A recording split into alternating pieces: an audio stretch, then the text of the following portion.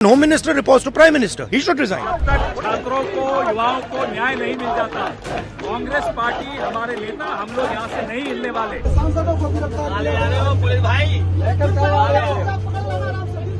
राहुल गांधी संसद से बाहर निकले तो कांग्रेस के सांसदों को एक मैसेज दिया गया। कहा गया कि आप सब लोग जल्द से जल्द 10 राजाजी मार्ग वाले सरकारी बंगले पर पहुंचे। ये पता है कांग्रेस के राष्ट्रीय अध्यक्ष मल्लिकार्जुन खड़गे के घर का।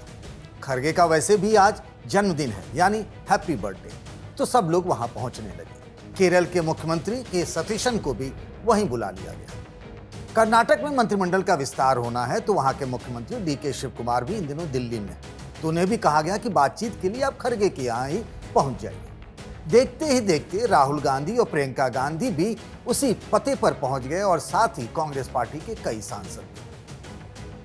हुआ कि खड़गे जी का केक काट लिया जाए। खड़गे जी ने कहा कि जिस तरीके से दिल्ली में नौजवानों पर लाठीचार्ज हुआ है, तो इस बार बर्थडे केक नहीं कटेगा।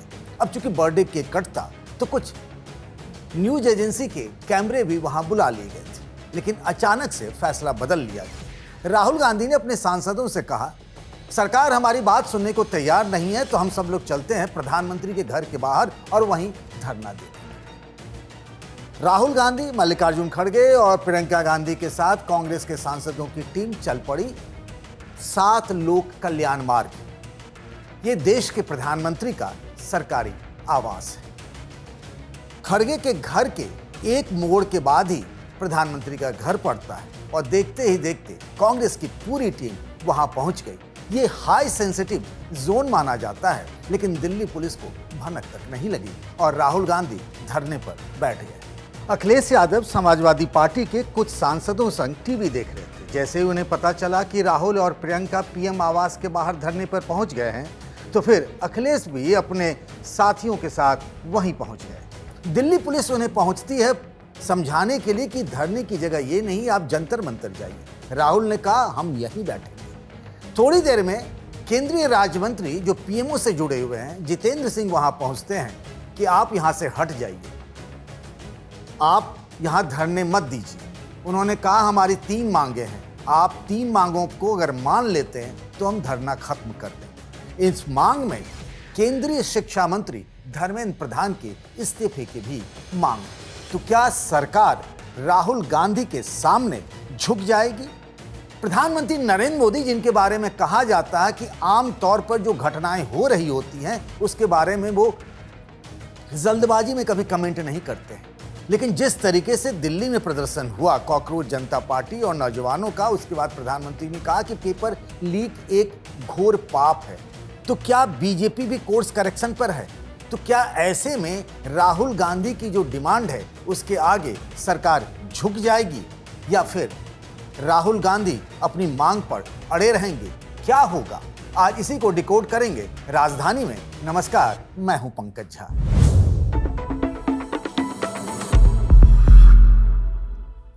घड़ी में 10 बजे थे। 20 जुलाई और 21 जुलाई को भी, पर इसमें एक बहुत बड़ा फर्क आ गया। 20 जुलाई को जब नौजवान संसद मार्च कर रहे तो प्रधानमंत्री की छोड़िए, सरकार के किसी जिम्मेदार नेता तक ने भी एक शब्द बोलना जरूरी नहीं समझा था। पर 24 घंटे के अंदर ही प्रधानमंत्री को अपनी ये चुप्पी तोड़नी पड़ी।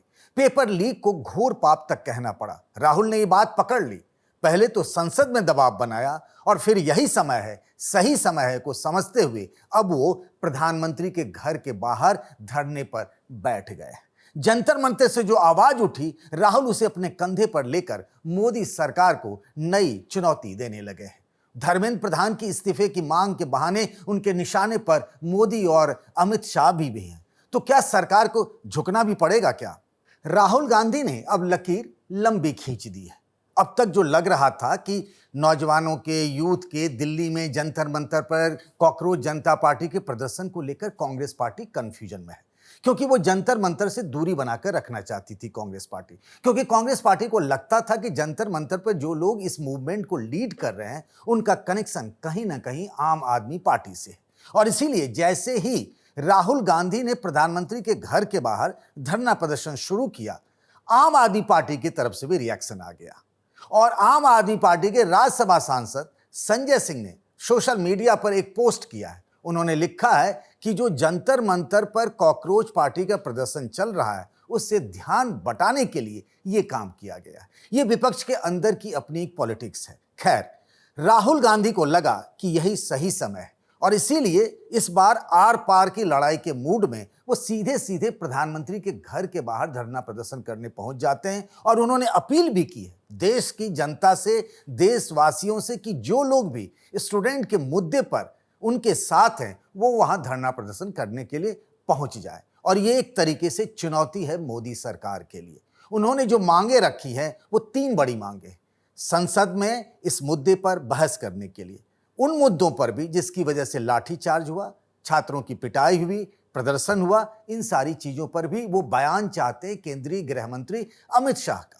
धर्मेंद्र प्रधान की इस्तीफे की मांग तो आंदोलन की शुरुआत से ही हो रही है। हालांकि मुझे जो जानकारी मिली है उसमें यह है कि सरकार एक तरीके से मन बना चुकी है कि संसद चलाने के लिए, चूंकि सरकार का एक रुख ये था अब तक संसद शुरू होने से पहले कि 2/3 बहुमत यानी सांसदों की संख्या मिल गई है, वो तमाम बड़े बिल जैसे परिसीमन बिल भी पास करा सकती है। लेकिन अचानक से सरकार के सामने कई चुनौतियां आ गई हैं और जिस तरीके से संसद कूच के बहाने छात्रों का प्रदर्शन हुआ उससे पूरा नैरेटिव ही बदल गया है। और यही वो वजह है, आप देखिए कि 20 तारीख जिस दिन संसद कूच हुआ था और 21 जुलाई दोनों तारीखों में प्रधानमंत्री नरेंद्र मोदी के बयानों में कितना फर्क है। 20 तारीख को जब धरना प्रदर्शन शुरू हो चुका था तब तक प्रधानमंत्री मोदी ने इस घटना को और इस पूरे प्रदर्शन को संज्ञान में ही नहीं लिया।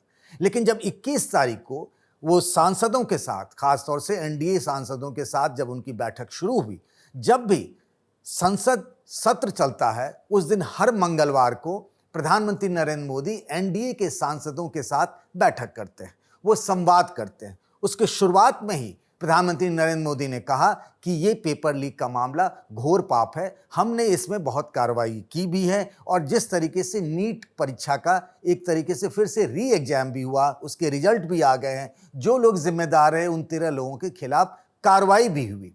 फिर एक खबर आती है कि केंद्रीय स्वास्थ्य मंत्री जेपी नड्डा प्रोटेस्ट में घायल हुए स्टूडेंट से मिलने के लिए अलग अलग अस्पताल गए हैं। इसका मतलब यह है कि एक तरीके से मोदी सरकार बैकफुट पर है, मोदी सरकार कोर्स करेक्शन पर है। यह भी खबर आई और ये हम सबको बताया गया कि वो कॉकरोच जनता पार्टी के जो रिप्रेजेंटेटिव हैं उनसे भी संवाद का चैनल खोलना चाहती है, जिनकी 3 मांगों को लेकर उनके 2 नेता सौरभ दास और आशुतोष रांका, नड्डा जो स्वास्थ्य मंत्री हैं उनसे प्रदर्शन वाले दिन मिले थे।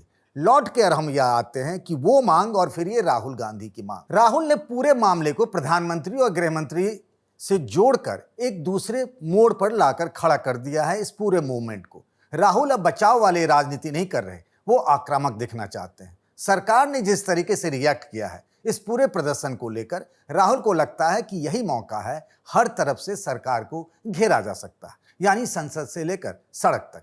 इसीलिए जब संसद की शुरुआत हुई तो उन्होंने कहा कि संसद तभी चलेगी जब इस पर डिबेट हो। इसके लिए मल्लिकार्जुन खड़गे के ऑफिस में इंडिया ब्लॉक के नेताओं की बैठक हुई। तय हुआ कि स्पीकर से मिला जाए। ओम बिरला से मिलकर राहुल गांधी, धर्मेंद्र यादव, सुप्रिया सुले ने मांग रखी कि जंतर मंतर वाले प्रदर्शन, लाठीचार्ज और छात्रों की मांग पर चर्चा हो। इस पूरे मामले में मोदी सरकार बैकफुट पर है। सरकार ये मानकर चल रही थी कि सोनम वांगचुक को प्रदर्शन स्थल से जबरन उठाकर अस्पताल ले जाने से मामला शांत पड़ जाएगा, पर उनके लिए दांव उल्टा पड़ गया।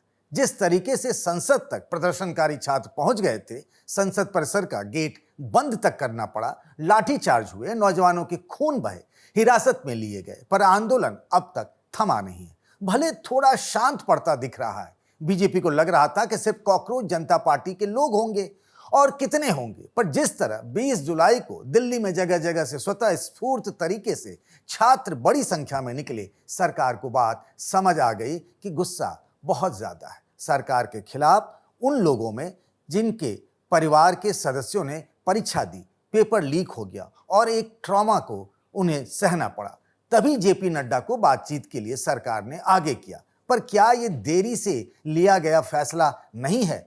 क्या यही सरकार अगर नड्डा को ही जंतर मंतर पर भेज देती थोड़ा पहले, जब वांगचुक की तबीयत बिगड़ रही थी, और वहीं समझा बुझा देती, तो मामला कम से कम ऐसा तो नहीं होता। सरकार भी संवेदनशील दिखती, पर वो समय तो अब निकल चुका है। मोदी सरकार पहले भी कई तरह के विवादों में फंसती रही है। अभी हाल ही में राम मंदिर चंदा चोरी का हो या फिर पहले हुआ किसान आंदोलन, मोदी सरकार के कोई मंत्री ने बात की हो तो की हो, पर प्रधानमंत्री ऐसे मुद्दों पर थोड़ा समय लेकर बोलते हैं। पर इस बार के प्रदर्शन ने उनको मजबूर कर दिया कि उन्हें मार्च के एक दिन के भीतर ही अपनी बात रखनी पड़ी। विपक्ष के साथ बातचीत कर कैसे सदन चलाया जाए, इस बारे में भी सरकार विचार कर रही है, लेकिन विपक्ष उसको समय नहीं देना चाहता। अरविंद केजरीवाल को ही ले लीजिए, वे आज सुबह पार्लियामेंट पुलिस स्टेशन पहुंच गए इस जानकारी के लिए कि कितने छात्रों पर मुकदमे दर्ज हुए। बिना एफआईआर के जिन बच्चों को गिरफ्तार किया गया है वो किस जेल में है। उसके बाद केजरीवाल ने जंतर मंतर पहुंचकर भी सीजेपी के साथ अपना सपोर्ट दिखाया। मांगे न्याय संगत है। हमारी मांग है कि धर्मेंद्र प्रधान का इस्तीफा हो, हमारी मांग है अच्छा एग्जामिनेशन सिस्टम हो, हमारी मांग है पेपर लीक होना बंद हो, अच्छा एजुकेशन सिस्टम हो। ये सरकार की जिम्मेदारी है। सरकार जब नहीं कर पा रही है तो बच्चों पे लाठीचार्ज कर रही है, वो सही नहीं है। राहुल गांधी ने लेकिन जंतर मंतर के समानांतर अपना एक मोर्चा प्रधानमंत्री आवास को ही, या कह लें कि उसके बाहर वाली जगह को ही बना लिया है। मामला कितना बड़ा है इसे समझिए कि पीएमओ के मंत्री जितेंद्र सिंह को कई बार राहुल को समझाने आना पड़ा है। सरकार के साथ राहुल गांधी की बातचीत नाकाम रही। सरकार का दावा यह है कि राहुल गांधी बार बार अपनी डिमांड बदलते रहे और इसीलिए सरकार ने राहुल गांधी की मांगे मानने से इनकार कर दिया। इसी दौरान दिल्ली पुलिस एक्शन में आई और राहुल गांधी को हिरासत में लिया गया। इसके अलावा अखिलेश यादव को भी पुलिस वहां से उठाकर लेकर चल गई। सबको अलग अलग गाड़ियों में, जब तक ये खबर अपडेट हो रही थी, इन सबको छत्रसाल स्टेडियम ले जाया गया। सरकार 2/3 बहुमत विपक्ष को तोड़कर नया नैरेटिव गढ़ना चाहती थी, पर वो कम से कम अभी तो धराशायी होती दिख रही है। पिछले 2 दिनों में सरकार को 2 बिल सदन में पेश करना था, पर वो हो नहीं सका।